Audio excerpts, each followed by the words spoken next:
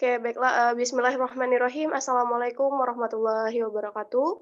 Kami dari kelompok 2 akan mempresentasikan mengenai hasil diskusi kami mengenai From Theory to Practice, the Business of Public PR. Yang mana, eee, ba anggota kelompoknya, saya sendiri Marlina Safitri, kemudian ada Dita Putri Yuliandri, Heru Subseptian, Muhammad Hafiz Dimas, Pipit Puspitasari, Safira Mupi Hajarani, Sepdi Sentia, dan Tamara Fisel.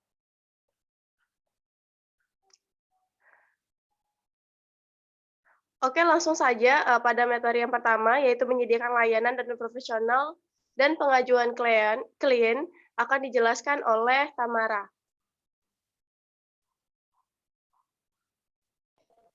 Baiklah, sebelumnya saya akan menjelaskan latar belakang dari pembuatan makalah ini. Seperti yang kita ketahui, seorang humas sangat diperlukan di semua negara, khususnya negara berkembang seperti di Indonesia. Humas merupakan bidang atau fungsi pelayanan publik yang diperlukan oleh setiap instansi, baik itu instansi yang bersifat komersial maupun instansi yang bersifat non-komersial.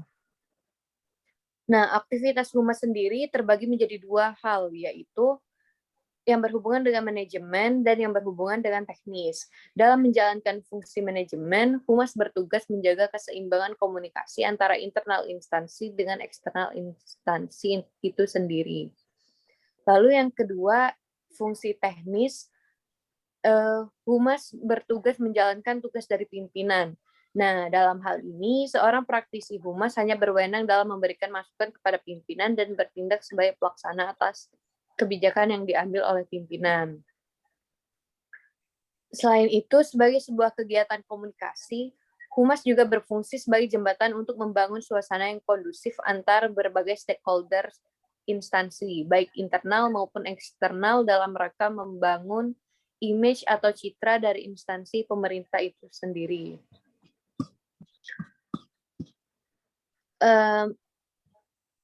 Karena humas merupakan kelanjutan dari proses penetapan kebijaksanaan.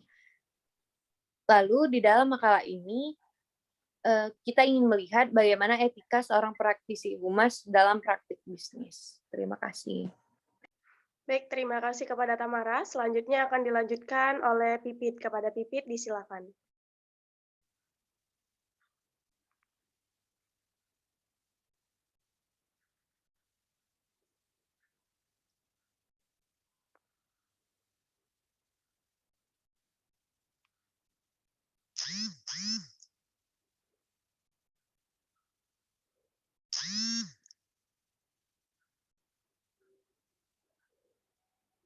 Pipit ada?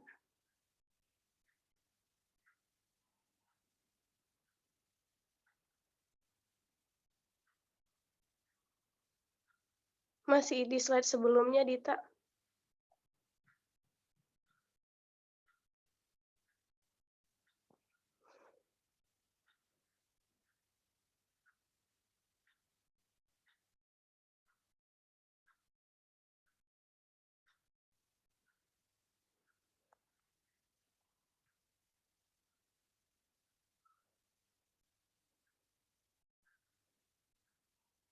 Oke, mungkin Pipit gangguan sinyal, langsung saja dilanjutkan oleh Pida. Silakan, Pida. Baiklah, terima kasih kepada moderator. Selanjutnya itu menyediakan layanan profesional. Yang melekat dalam definisi profesional ini adalah kewajiban dan kemampuan untuk memberikan nasihat yang objektif dan ahli. Namun seringkali banyak profesional yang melanggar kewajiban ini dan seringkali membela diri mereka sendiri, baik dari tuntunan hukum maupun klaim etis atas kesalahan profesional. Untuk penyediaan layanan profesional, penyimpangan dan ketidaksesuaian menempati urutan teratas dalam daftar masalah etika. Kode Standar Profesional PRSA atau Public Relations Society of America secara tidak langsung membahas masalah ini yang mengharuskan anggota untuk memberikan contoh standar integritas yang tinggi dan berurusan secara adil dengan klien. Interpretasi Akademik Penasihat PRSA menyebutkan pasal 4 adalah kewajiban konselor untuk memahami persyaratan klien mereka dan mengarahkan upaya terbaik untuk memenuhi persyaratan tersebut dengan mengirimkan proposal realistis tentang kinerja, biaya, dan jadwal. Selain itu, pasal 1 Kode PRSA umum juga mensyaratkan bahwa seorang anggota harus menjalani hidupnya sesuai dengan kepentingan umum. Tentu saja bukan kepentingan klien atau publik bagi para profesional yang tidak bermoral untuk memberikan pelayanan yang tidak perlu.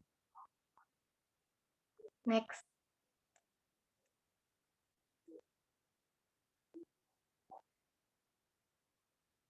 Ketidakmampuan. Mentalitas garis bawah juga dapat disalahkan atau penawaran layanan hubungan masyarakat oleh praktisi yang tidak berkualifikasi. Sifat menguntungkan dari industri PR telah menarik semakin banyak profesional yang mengklaim gelar konselor PR tanpa pengalaman atau pendidikan untuk mendukungnya.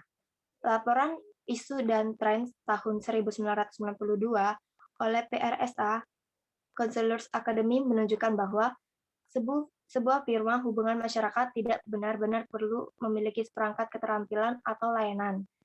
Ini hanya perlu meyakinkan klien bahwa ia memiliki dan mampu untuk menyampaikan pada titik tertentu. Jika perusahaan ingin bertahan, jika perusahaan ingin mempertahankan klien, melanjutkan laporan tersebut mencatat bahwa kunci untuk nilai tambah bagi calon klien adalah persepsi, dan persepsi seringkali dibentuk oleh keahlian penjualan yang unggul. Itulah sebabnya pembuatan hujan akan terus mendorong industri dan menganggap persaingan di antara perusahaan hubungan masyarakat akan terus sengit. Terima kasih, saya kembalikan kepada moderator. Oke, terima kasih kepada Pida. Selanjutnya akan dijelaskan oleh Heru Suseptian. Kepada Heru, disilakan.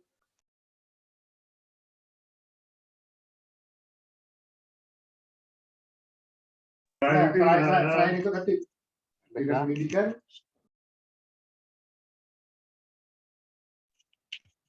Baiklah, terima kasih. Selanjutnya itu adalah pengajuan klien. Permintaan klien merupakan hal yang paling tidak diminati di antara penasihat masyarakat karena terkadang permintaan masyarakat melebihi dengan apa yang harusnya dikerjakan.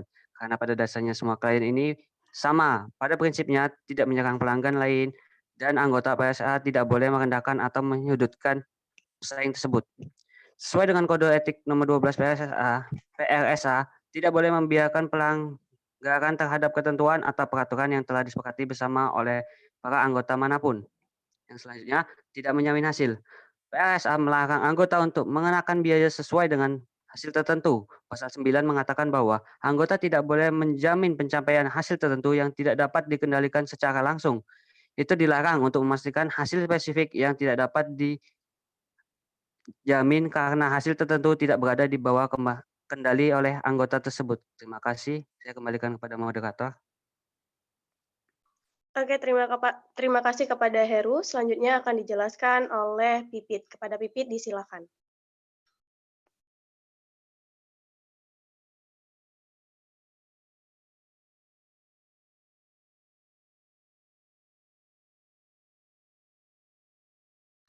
Pit, dibuka dulu, Pit, mute-nya. Ya, baiklah, saya akan menjelaskan mengenai akun kontroversial, di mana dalam meningkatkan kesadaran masyarakat akan besarnya pengaruh seorang PR telah menimbulkan kekhawatiran adanya potensi penyalahgunaan pengaruh PR dan mendorong industri untuk mempelajari peran advokasinya. Secara khusus, pertanyaan kontroversialnya adalah yang pertama yaitu pelanggan mana dan untuk alasan apa yang diterima secara etis, dan yang kedua itu adakah pelanggaran potensial yang tidak diinginkan. Nah, menurut PRSA atau Counselor Academy baru saja mengatakan tanggung jawab pertama dalam konselor adalah mengimbangi dengan cermat kepentingan publik dan juga kepentingan pelanggan, dan dan menempatkan kedua kepentingan ini di depan mereka. Selanjutnya,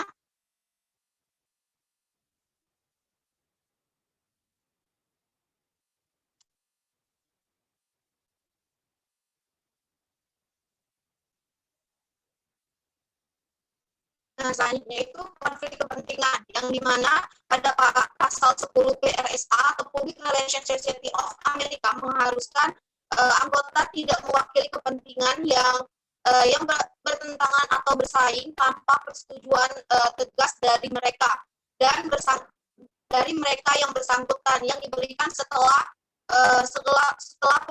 pengungkapan fakta secara penuh.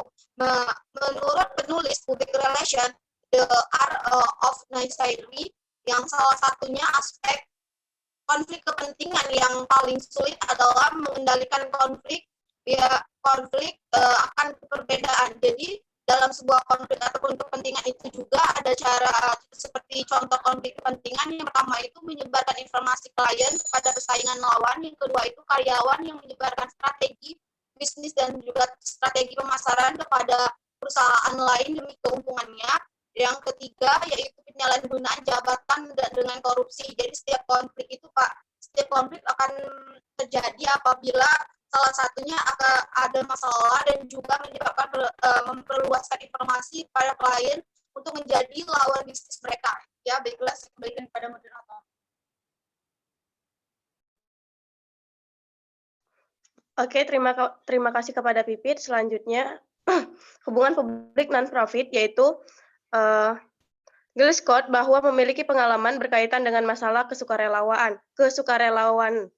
Ia mengatakan pasukan lokal tidak melihat keuntungan yang cukup dari penjualan tahunan. Kritik yang didapat tersebut menunjukkan bahwa terdapat penurunan kepercayaan publik dan meningkatkan permintaan untuk akuntabilitas dalam organisasi non-profit. Kontributor dan pendukung lainnya mempertanyakan bagaimana dana itu menghabiskan dan menuntut tanggapan yang terdokumentasi. Jika melihat lembaga non-profit dari perspektif teoritis, terdapat sedikit orang yang akan menyarankan bahwa tujuan yang dicari dapat ditafsirkan sebagai hal yang tidak etis. Strategi khusus dan taktik, kebijakan dan prosedur operasi, dan apakah pada kenyataan tujuan yang dinyatakan tercapai yang harus diperiksa, kemudian terdapat hak publik. Untuk mengetahui dan hak yang mendukung mereka dalam kegiatan organisasi yang terkait harus dipertimbangkan, terlepas dari penyimpangan etika yang telah terjadi di non-profit daerah. Selain itu juga perlu untuk mempertimbangkan alasan lain yang dipertanyakan orang apa yang mereka lihat sebagai perilaku yang tidak etis seperti kurangnya pemahaman sering kali mengarah pada sikap yang negatif. Selanjutnya mengenai etika global akan dijelaskan oleh Dita. Kepada Dita, disilakan. Baiklah, saya akan menjelaskan tentang etika global. Ada sebuah pepatah yang mengatakan tidak ada tatanan global baru tanpa etika global baru, yang dimana artinya setiap era, setiap masa memiliki kebudayaan dan norma-norma baru. Nah, etika global ini jelas-jelas bukan merupakan pengganti agama-agama di dunia. Etika global ini merupakan serangkaian etika minimum yang berkaitan dengan nilai-nilai standar moralitas yang tidak terbatalkan, yang diafirmasi oleh semua agama di dunia dan didukung oleh mereka yang tidak memiliki agama, sehingga terciptanya kehidupan bermasyarakat yang adil dan damai. Nilai-nilai dari etika global ini diharapkan dapat memberi kontribusi dalam menghadapi krisis dunia. Ada 4 pedoman paten atau irrevocable directive dari etika global itu sendiri. Yang pertama adalah komitmen kepada budaya kekerasan dan hormat pada kehidupan. Petunjuk ini dapat ditemukan dalam tradisi keagamaan dan etika kuno yang berbunyi, jangan membunuh atau hormatilah kehidupan. Petunjuk ini meletakkan tanggung jawab terhadap kehidupan sebagai dasar yang kuat untuk menjadi pedoman perilaku etis. Kehidupan segala makhluk mutlak dihargai dan tidak diperkenankan untuk dihilangkan. Apabila terjadi konflik, maka sebisa mungkin menyelesaikannya tanpa kekerasan dengan menggunakan kerangka keadilan yang pada akhirnya menyebarkan unsur kedamaian. Nah, yang kedua adalah komitmen kepada budaya, solidaritas, dan tata ekonomi yang adil, di mana petunjuk ini ditemukan dalam tradisi keagamaan dan etika kuno yang berbunyi, jangan mencuri atau berusaha dengan jujur dan adil. Tidak ada perdamaian dunia tanpa keadilan global. Petunjuk ini menekankan perhatiannya kepada kesederhanaan diri, penghormatan atas hak milik orang lain atau sesuai dengan nilai Pancasila sila kedua. Yang ketiga adalah komitmen kepada budaya toleransi dan hidup yang tulus. Petunjuk ini ditemukan dalam tradisi keagamaan dan etika kuno yang berbunyi jangan bohong atau berbicaralah dan bertindaklah yang sebenarnya.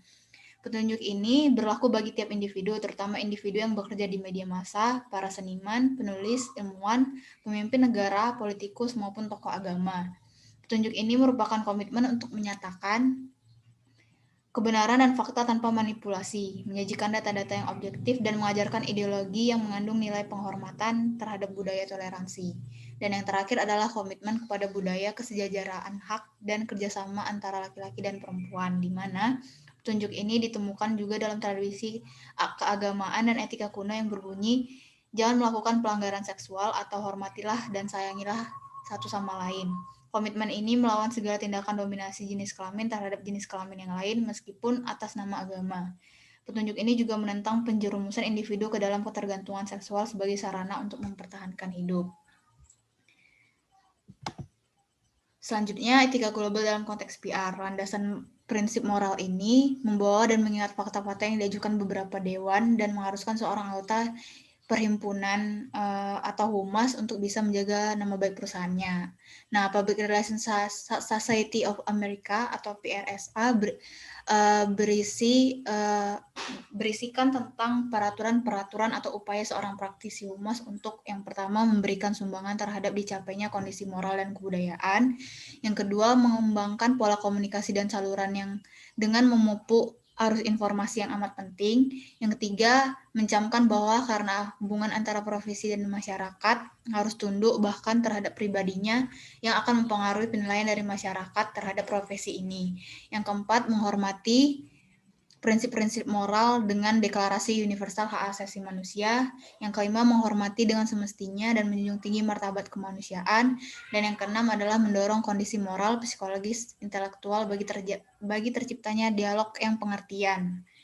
Nah, selanjutnya adalah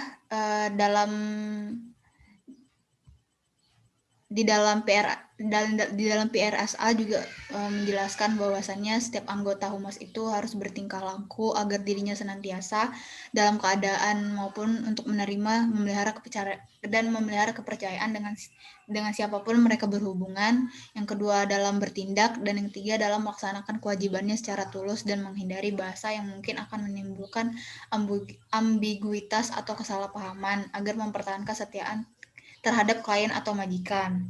Dan setiap anggota PRSA hendaknya menahan diri dari yang pertama menyisihkan kebenaran terhadap keperluan-keperluan lain atau menyampingkan kepentingan pribadi. Yang kedua, menyebarkan keterangan yang tidak benar pada kenyataan yang sudah terbukti atau sudah diketahui atau tidak memanipulasi informasi. Dan yang ketiga adalah mengambil bagian dalam setiap usaha atau melakukan sesuatu yang tidak etis atau tidak jujur atau dapat merusak martabat dan integritas. Maka dari itu etika global ini ada bersangkut pautan dengan kode etik perhumas yang dimana mengatur tentang cara bersikap seorang praktisi humas. Selanjutnya saya kembalikan kepada moderator.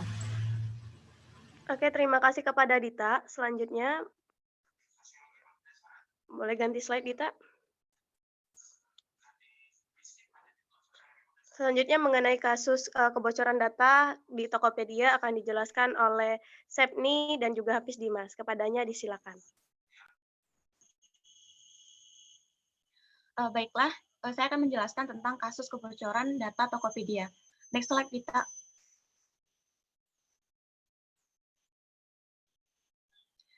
Nah, jadi kebocoran data dari kasus Tokopedia ini ialah pertama kali beredar lewat akun Under the Bridge yang membagikan informasi mengenai tangkapan layar mereka lewat Twitter. Nah, dikabarkan pihak ketiga ini dia itu ingin membobol data yang sudah tersebar di pasar gelap, tetapi dia tidak tahu passwordnya, sehingga dia meminta seseorang untuk membantunya. Dan saat itulah juga Tokopedia tahu bahwa data mereka itu telah dibobol. Dan juga dikabarkan data yang dibobol itu yang bocor meliputi email, hash kata kunci, nama, dan nomor telepon pengguna. Kemudian semua data yang didapat oleh hacker ini dijual pada dark web ataupun pasar gelap. Kemudian, ketika perkara pencurian data Tokopedia ini, mereka langsung membuat gerakan untuk mengatasi masalah kebocoran data tersebut.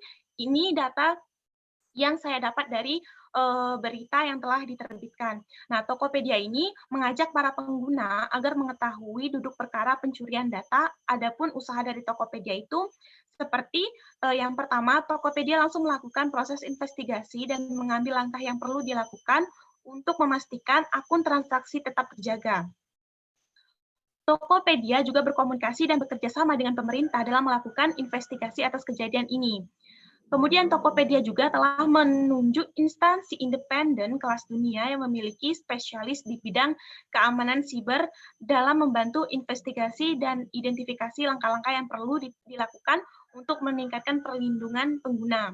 Kemudian juga Tokopedia mengajak pengguna untuk ganti password di Tokopedia secara berkala.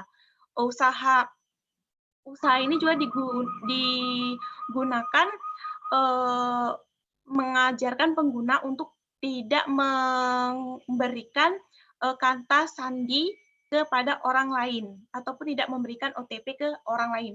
Next slide, Dita.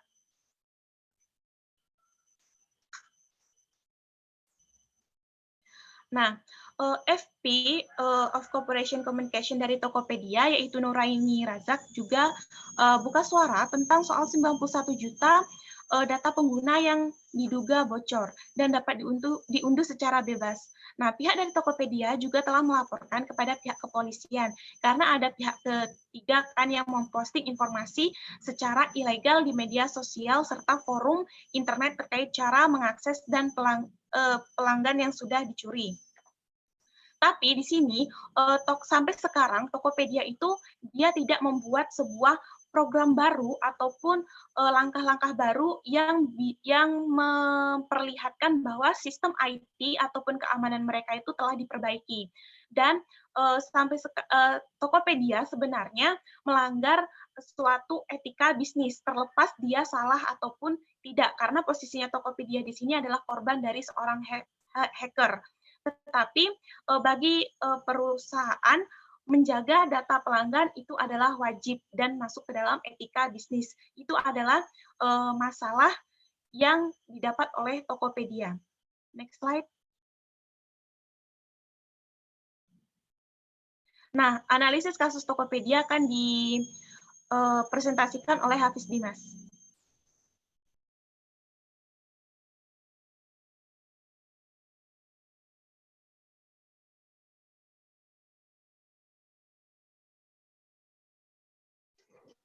Oke, silakan Hafiz Dimas. Terima kasih kepada saudara.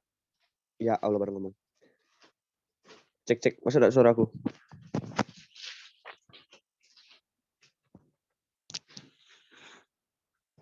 Cek.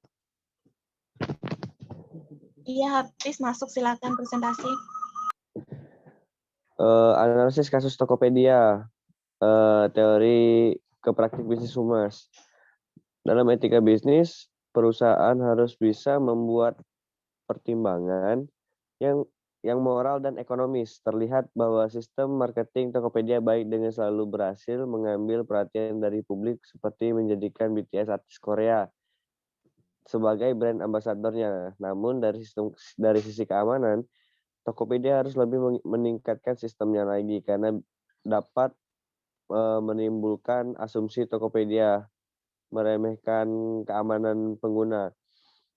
Walaupun Tokopedia sudah mengingatkan kepada para customer untuk segera mengganti password akun mereka, namun ada cara yang salah yang diambil oleh Tokopedia. Mereka lebih mementingkan mengembangkan strategi marketingnya dengan menggunakan BTS sebagai brand ambassador. Dapat dikatakan sebagai pengalihan dari isu terbobolnya akun tersebut dengan berharap dengan dihadirkannya artis BTS tersebut dapat mengembalikan lagi rasa kepercayaan para customer kepada platform tersebut.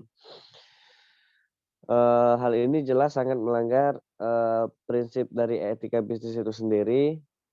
Dalam kode etik profesi PRSA tentang Code of Professional Standard terdapat 4 ayat yang menguatkan tentang keprofesian dari seorang PR. Yang pertama, meningkatkan dan memelihara norma yang luhur dalam memberikan pelayanan sosial kepada masyarakat, kemasyarakatan. Yang kedua, meningkatkan dan memelihara sikap yang beretikat baik sesama para anggotanya.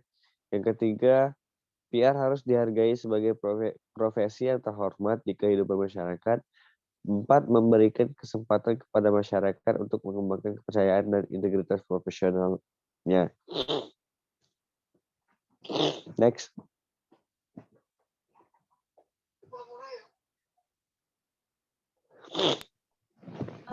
Baiklah, maaf ini saya yang akan menjelaskan.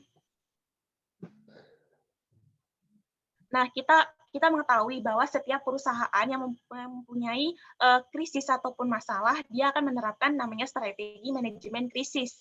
Nah, strategi manajemen krisis ini saya ambil dari model yang dikemukakan oleh Renat Kasali.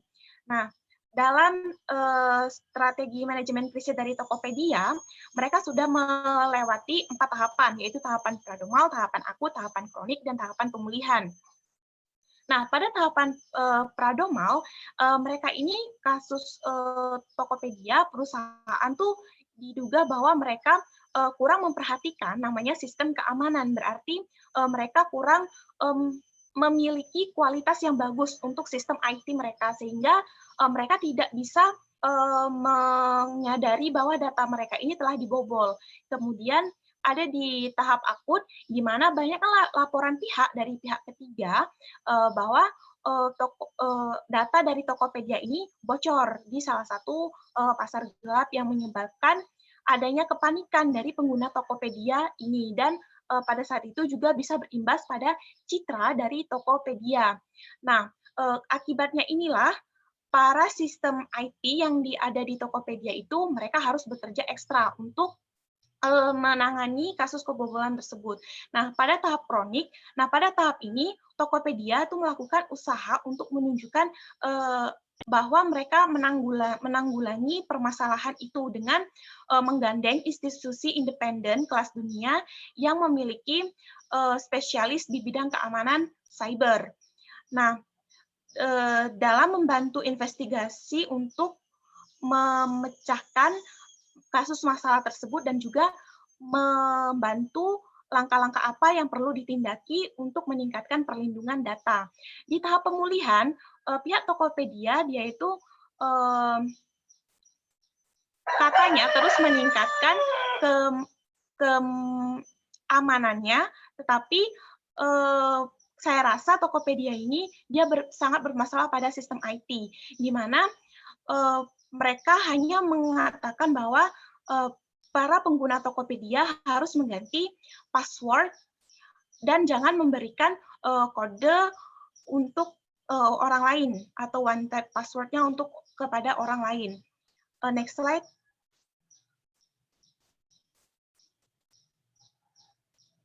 Tolong next slide. Ya, di sini kami mengkritiki terhadap manajemen krisis yang dilakukan oleh pihak Tokopedia, bahwa seperti yang pertama tadi, bahwa Tokopedia ini belum ada program baru yang berorientasi pada sistem keamanan IT mereka. Nah, hal ini juga tidak diberitahukan oleh humas dari Tokopedia. Malah humas perusahaan Tokopedia itu dia lebih mementingkan keuntungan dari segi marketing untuk meningkatkan citra, di mana kasus ini memang sangat tenggelam dikarenakan Tokopedia itu mengundang BTS untuk sekiranya meningkatkan citra dari segi marketing mereka. Padahal kebocoran dari sistem IT ini ataupun data-data dari pengguna itu sangat membahayakan, sebab kita tidak tahu kan kejahatan dunia IT itu seperti apa, di mana data-data kita itu bisa diambil oleh hacker untuk digunakan kepada hal-hal yang tidak baik. Sehingga tuh di sini pihak perusahaan ataupun Tokopedia mereka tidak terlalu menyinggung tentang manajemen resiko dari Tokopedia sendiri, di mana yang kita tahu bahwa perusahaan itu penting untuk mengalokasikan dananya pada manajemen resiko. Kemudian juga kurangnya ahli IT untuk perusahaan besar seperti Tokopedia. Dan pihak Tokopedia ini humasnya itu melanggar prinsip otonomi, integritas, dan menjaga reputasi. Dan pastinya juga pihak Tokopedia itu melanggar etika bisnis. Kembali ke moderator. Oke, terima kasih kepada Sepni. Contoh kasus dari teori etika advokasi Patrick dan Gwether dalam Indriani tahun 2016 di halaman 73. Pertama, disebutkan bahwa humas profesional harus berpegang pada prinsip kehati-hatian dalam mempertimbangkan risiko tindakan dalam mengatasi krisis dan manfaat dari tindakan yang dilakukan. Kedua, humas juga harus memastikan dirinya dapat menghormati semua orang. Dan yang ketiga, humas profesional harus melihat bahwa semua penghargaan dan kesulitan sama-sama dialokasikan. Keterkaitan teori di atas dengan kasus Tokopedia ini tentunya memiliki berhubungan juga dengan kode etik profesi PRSA, di mana pihak perusahaan Tokopedia sudah seharusnya melakukan pencegahan terhadap pembobolan situs resmi yang memegang jutaan data pribadi milik konsumen Tokopedia. Oke, itu saja pemaparan materi dari kelompok 2. Terima kasih atas perhatiannya. Apabila ada salah kata, kami mohon maaf, kepada Allah kami mohon ampun. Kami akhiri, wabillahi taufiq wal hidayah. Wassalamualaikum warahmatullahi wabarakatuh. Waalaikumsalam.